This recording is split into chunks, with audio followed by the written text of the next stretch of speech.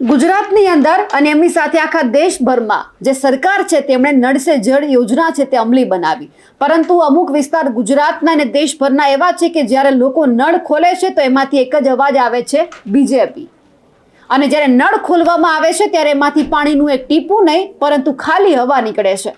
આવા અનેક વિસ્તાર છે અને એમ છતાં આપણા કેન્દ્રીય જળશક્તિ મંત્રી એવું કહે છે કે અમે નળ કનેક્શન આટલા લાખોમાં આપ્યા છે, પણ તમે હજુ એ વિસ્તાર તો જુઓ કે જ્યાં હજુ બહેનો દીકરીઓ માથે પાણીના બેડા લઈને પાણી ભરવા માટે જાય છે, શુદ્ધ પાણી નથી આપવામાં આવ્યું। તમે નળ સે જળ યોજના તો આપી પણ એમની સાથે કરોડોનું કૌભાંડ પણ આપ્યું છે। નમસ્કાર, નિર્ભય ન્યૂઝ સાથે હું છું રિદ્ધિ। નળ સે જળ કનેક્શનની આજે એટલા માટે વાત કરવી પડે છે કારણ કે હજુ જ્યારે આપણા જળશક્તિ મંત્રી CR પાટીલ અહીંયા આપણા જે સાંસદ હતા, ભાજપ પ્રમુખ હતા, તે અહીંયાથી સીધા જ ગયા દિલ્હી, એટલે જળશક્તિ મંત્રી બની ગયા અને સીધું જ નિવેદન આપ્યું કે અમે આટલા લાખોમાં જે નળ કનેક્શન છે તે લોકોને આપ્યા છે। પણ તમે પહેલા એ તો વાત કરો કે જેટલા નળ આપ્યા છે તેમાંથી પાણી કેટલામાં આવે છે અને કેટલામાં હવા નીકળે છે। લોકો હજુ સુધી ચાલીને પાણી ભરવા માટે જાય છે અને કૌભાંડની વાત એટલા માટે કરવી પડે છે કારણ કે તમારા મંત્રીઓને હવે એવું થયું છે કે નળ સે જળ કૌભાંડ છે એમાં અનેક જે અધિકારીઓ છે તેમની મિલીભગત છે, કોન્ટ્રાક્ટરોની મિલીભગત છે અને લોકો પરેશાન થઈ રહ્યા છે। તો તપાસ તો તમારે કરવી જોઈએ, નહીંતર સવાલ તમારા ઉપર ઊભા થશે। મહીસાગરની અંદર લગભગ 258 કરોડના નળ કૌભાંડ સામે આવ્યા છે, અધિકારીઓએ કૌભાંડ કર્યા છે। અધિકારીઓ અને જે એમની સાથે કોન્ટ્રાક્ટરો છે એમની બંનેની મિલીભગત અને લોકો પરેશાન થાય છે। નળ સે જળ કનેક્શન આવ્યું પણ પાણી નથી આવ્યું, હજુ સુધી ત્યાંની બહેનો દીકરીઓ ચાલીને માથે બેડા લઈને પાણી ભરવા જાય છે અને તમે નળ સે જળ કનેક્શન કઈ રીતે આપ્યું? તમે દીકરીઓ માટે શું કામગીરી કરી? અને તમે પાછા કહી દો છો કે જળ જીવન અંતર્ગત તમે 15 કરોડ કનેક્શન આપ્યા છે, પણ 15 કરોડમાં 1 કરોડ તો એવા બતાવો, 1 લાખ તો એવા બતાવો કે જ્યાં પાણી આવે છે। આદિવાસી એક વિસ્તાર, એક ઘર એવું બતાવો કે જ્યાં જ્યારે નળ ચાલુ કરવામાં આવે ત્યારે એમાં પાણી આવે છે, પછી તમે તમારા મંત્રીઓને વાહવાહી કરવા માટે મોકલી દો છો। મહીસાગરની અંદર જે મામલો સામે આવ્યો છે એમાં 3 મંત્રીઓ પહોંચી ગયા, પાણી પુરવઠા મંત્રી કુંવરજી બાવળિયા, શિક્ષણ મંત્રી કુબેર ડિંડોર, એમની સાથે પંચાયત મંત્રી બચુ ખાબડ, આ બધા લોકો નિરીક્ષણ કરવા ગયા કે ક્યાં કૌભાંડ થાય છે। એટલે સ્વાભાવિક છે કે જ્યારે ભાજપના મંત્રીઓ, શાસક પક્ષના મંત્રીઓ જ્યારે સર્વે કરવા માટે જાય એટલે વિપક્ષ પોતાનું કામ કરે, એટલે વિપક્ષ પણ જવાબ આપવાનું છે। તો ત્યાંના જે લુણાવાડા છે તેમના ધારાસભ્ય છે ગુલાબસિંહ ચૌહાણ, તેમણે એવું કહી દીધું છે કે તમે જે કામનો સર્વે કરો છો, હું તમને એ પણ કામ બતાવું કે જ્યાં કામગીરી જ નથી થઈ। તમે પોતાના માનીતા અધિકારીઓને ક્યાં સુધી સાચવશો? ક્યાં સુધી તમે લોકોને મૂર્ખ સમજશો? અને પાછા બચુ ખાબડ એવું કહી દે છે કે કોંગ્રેસે તો 60 વર્ષની અંદર કંઈ કામ જ નથી કર્યું। તો સાહેબ 30 વર્ષથી તો તમારી સરકાર છે, તમે કામ કરીને બતાવો કેમ કૌભાંડ થાય છે। ત્યાંના એક ઘરમાં એવું બતાવો કે જે સવારે નળ ચાલુ થાય, સાંજે બંધ થાય તો ત્યાં સુધી પાણી આવે છે।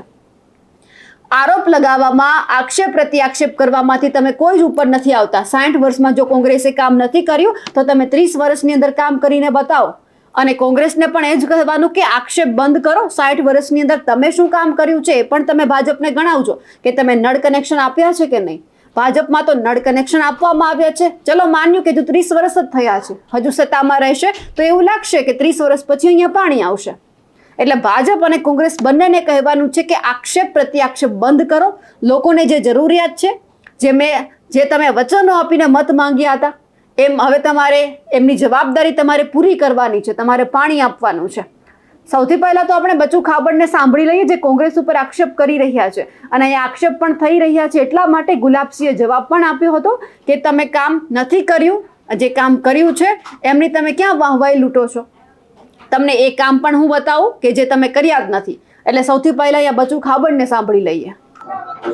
આજે મહીસાગર જિલ્લાની અંદર નળ સે જળ યોજનાના સ્થળ પર જઈ એને ખાતરી, એને સ્થળ પરની પરિસ્થિતિ, એના માટેની આજે મારા રાજ્યના કેબિનેટ મંત્રી શ્રીમાન કુંવરજીભાઈ બાવળિયા સાહેબ, પાણી પુરવઠાના જળ સંપત્તિ, સાથે જ અમારા અહીંના ધારાસભ્ય અને રાજ્ય સરકારના કેબિનેટ મંત્રી, શિક્ષણ અને આદિજાતિ વિભાગના અને મારા વહીવટી તંત્રના તમામ અધિકારીઓ, કલેક્ટર, DDO, વાસ્મો અને પાણી પુરવઠાના અધિકારીઓ સાથે આખી ટીમના માધ્યમથી આજે અમે લગભગ મોટા ભાગના તાલુકાની અંદર, બધા ગામોની અંદર પણ રેન્ડમ અમારે જવાનું થયું છે. ત્યાં સ્થળ પર અમે કામો જોયા છે, કેટલાક બાકી છે, કેવી રીતે બાકી છે, અને કોન્ટ્રાક્ટરોની થોડીક પેમેન્ટ નથી થયું એના માટેની પણ વાત હતી. એમની જોડે પણ અમે વાત કરીશ. અને મારું વહીવટી તંત્ર, સરકાર અને વિભાગ સાથે મળીને એનો કામગીરી પણ પરિપૂર્ણ થાય અને જે લોકોએ કામ કર્યું છે અને સ્થળ પર કામ છે એવા લોકોનું પેમેન્ટ પણ થાય એના માટેની આજની અમારી આ બેઠક હતી. અને એમાં અમારા સંગઠનના લોકો સાથે પણ આજે અમે બેઠક કરી છે. કલેક્ટરશ્રી, ડીડીઓશ્રી બધા સાથે મળીને આ વિષયનો ટૂંક સમયની અંદર ઉકેલ આવે એના માટેનો આજનો કાર્યક્રમ. Thank you. સાહેબ, જ્યાં પાણી હતા એ ગામોમાં મુલાકાત લેવામાં આવી એવું ધારાસભ્ય ગુલાબસિંહ ચૌહાણનો પણ આક્ષેપ છે કે જ્યાં જ્યાં બતાવ્યું અધિકારીઓ પોતાની ભૂલ બતાવે, એમને તો જ્યાં પાણી હતું એ જ ગામો બતાવ્યા. તમને આમંત્રણ પણ આપ્યું છે કે મંત્રીઓને હું આમંત્રણ આપું છું, 2 દિવસનો ખર્ચો હું આપું પણ કે તમે આવો અને હું તમને બતાવું કે ક્યાં પાણી નથી. એમ જેને જિંદગીમાં પાણી જ નથી આવ્યું, કોઈને હાઈટ વર રાજ કર્યું. નળ સે જળ યોજના શું છે, ખાલી હેડપંપ જ 5 વર્ષમાં એક કરતા હતા. એ લોકો આજે અમને પ્રશ્ન પૂછવા નીકળ્યા છે. અને આપ પણ અહીંના સ્થાનિક છો, આપ પણ કોઈ પણ ગામમાં જઈ શકો છો. અને બાકી છે એ મેં આગામી દિવસોની અંદર કરવાની અમારી સરકારની તૈયારી છે. સાહેબ, 3 વર્ષ થઈ ગયા આ યોજનાને થયાને. મહીસાગર જિલ્લાના મોટા ભાગના ગામોમાં સાહેબ પાણી મળ્યું જ નથી. અમે મીડિયાએ અહેવાલો ઘણી વખત બતાવ્યા છે. કોન્ટ્રાક્ટરો અને અધિકારીઓની મિલીભગતના કારણે આજે 3 વર્ષથી પ્રજા પાણી વગર રખડી રહી છે. તો કાર્યવાહી ખરેખર ક્યારે થશે? સાહેબ, આ તો આઝાદીના 75 વર્ષ પછી આ 3 વર્ષમાં જ આમનો મેળ પડ્યો છે. અને જે જગ્યાએ થયું છે ખરું ને બાકી વિસ્તાર છે એનું પણ અમે તાત્કાલિક સર્વે કરીને એ યોજનાઓ મંજૂર કરીને પણ ટૂંકા સમયની અંદર પરિપૂર્ણ કરવાની અમારી સરકાર તરીકેની જવાબદારી છે. Thank you. હવે બચુ ખાબડ કહી રહ્યા છે કે 60 વર્ષમાં જેમણે પાણી નથી આપ્યું એમને સવાલ કરી રહ્યા છે. તો સાહેબ, તમે શાસક પક્ષમાં છો, વિપક્ષ પોતાનું કામ કરે છે, તમને સવાલ કરે છે, તમારે જવાબ પણ આપવા પડે. આ જ સવાલ જો લોકો કરે તો પણ તમારે જવાબ આપવા જ પડે. કારણ કે તમે મોટી મોટી જે વાત કરો છો કે તમે કનેક્શન આપ્યા છે, પણ કયા કનેક્શનમાં પાણી આવ્યું છે એ પણ તમે જોઈ લેજો. અને જ્યાં કૌભાંડ થઈ રહ્યા છે તેમને પણ છતો કરવાનો પ્રયત્ન કરજો. કોઈને બચાવવાથી કંઈ જ નથી થવાનું. આમાંથી લોકો હેરાન થઈ રહ્યા છે. લોકો માટે કામ કરો છો, લોકો માટે વાહવાઈ લૂંટવા એ ગામમાં ગયા છો, તો એક વખત લોકોનું પણ વિચારજો, જેથી કરી હવે બીજી વખત કોઈ એવો કિસ્સો સામે ન આવે કે કોઈ નળ ખોલે અને કહેવું પડે નળમાંથી અવાજ આવે કે બીજેપી. અમારા અહેવાલને લઈને આપનું શું કહેવું છે કમેન્ટ કરીને ચોક્કસથી જણાવજો. સાથે જ અમારી નિર્ભય ન્યૂઝ ચેનલને લાઇક, શેર અને સબસ્ક્રાઇબ કરવાનું ભૂલશો નહીં. નમસ્કાર.